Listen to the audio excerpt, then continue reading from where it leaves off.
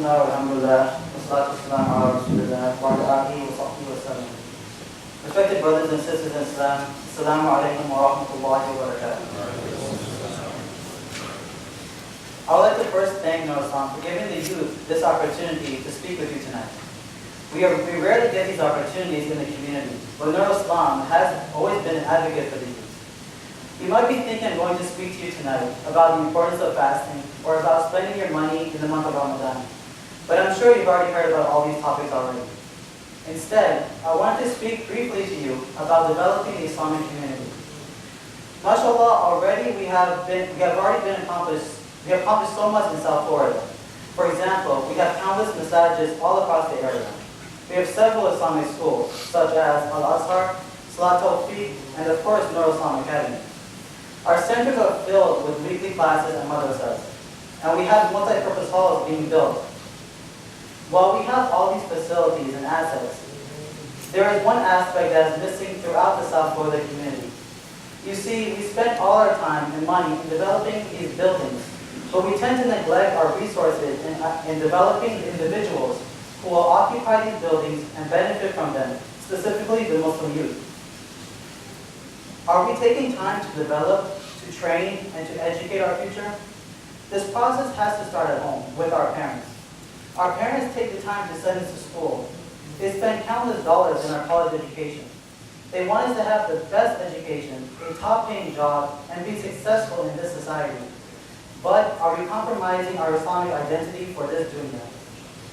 Although secular knowledge is necessary, the motivated Muslim youth needs to be educated in their deen as well, so that they can explain with confidence who they are as Muslims, why they are fasting, and why they wear the hijab. For us to know who we are as Muslims, our parents need to be proactive. They have to take the initiative and create a positive and Islamic household. This can be done by implementing some simple things, such as 1, praying together as a family. Even if it's once a day, Salatul Maghrib or Salatul Isha when everybody is home. Reciting the Quran together, not only the Arabic, but the English as well.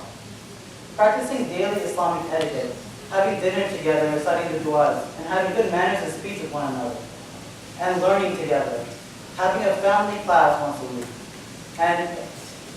And also putting as much emphasis on the madrasa homework as well as the academic. The Prophet ﷺ said, when a human being dies, all of his deeds are terminated except for 3. An ongoing sadaqah, knowledge which benefits others, and a righteous child who makes dua for their parents. We all want our children to be among the righteous who will make dua for us when we pass away. However, all the responsibility does not lie on our parents alone. The youth must also make an effort. The Prophet ﷺ said, to make use of your youth before your old age. The time for the youth is now. We can prove to the elders that we are not a lost generation and that we do have something to offer. We can make a positive effect in the community. In fact, we must make a positive effect in this community because this deen is in our hands. The future of Islam in America rests on the hands of young people. We are the voice and the leaders of tomorrow.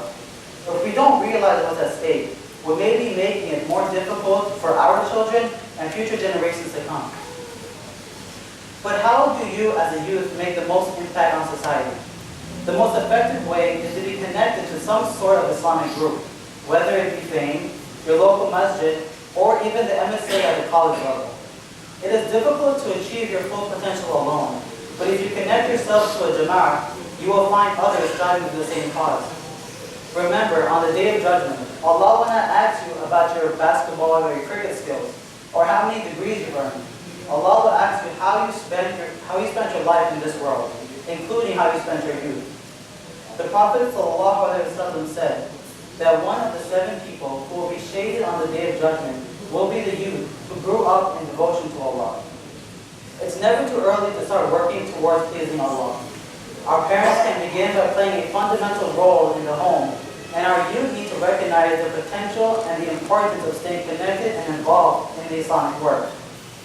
Once we make the initial effort, the facilities and centers that are being built will have Muslim youth capable of running them.